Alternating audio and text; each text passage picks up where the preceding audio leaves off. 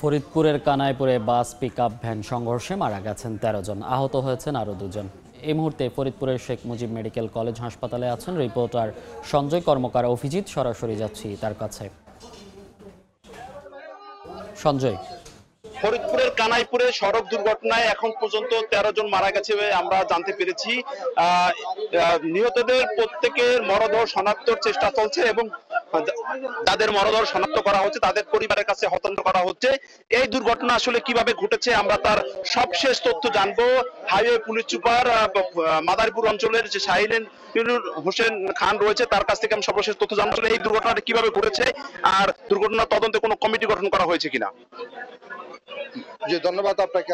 আপনারা জানেন সকালে আজকে 8:30টার দিকে একটা মর্মান্তিক দুর্ঘটনা ঘটেছে একটা বাস এবং পিকআপের মধ্যে। ঘটনাস্থলে 11 জন মৃত্যুবরণ করেছে এবং হসপিটালে 2 জন মারা গেছে, মোট 13 জন।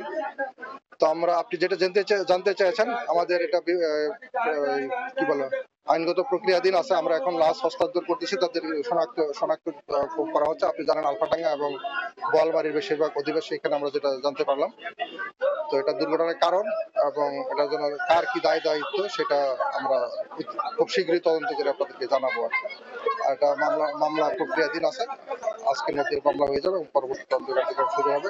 এছাড়াও আমরা ফৌজদারি মামলা যে আইনগত মামলা আছে তার বাইরেও আমাদের আলাদা একটা তদন্ত কমিটি করা হবে। এটা কারণ নির্ধারণ, কার কি দায়িত্ব।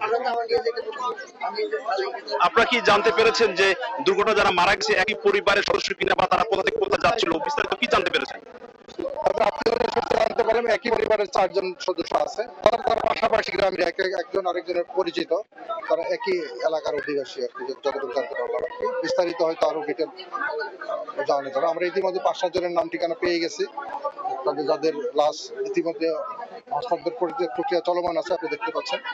আমরা অল্প সময়ের মধ্যে সবার নাম পরিচয় পেয়ে যাবো।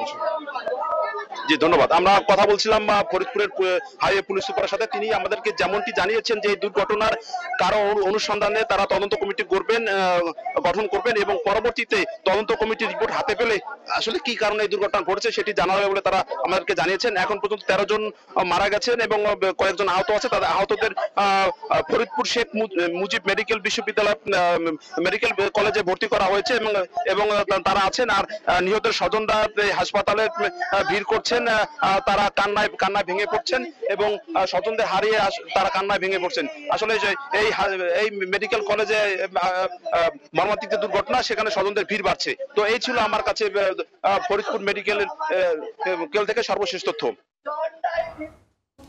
সড়ক দুর্ঘটনার সবশেষ খবর জানতে সরাসরি যুক্ত ছিলাম ফরিদপুর থেকে।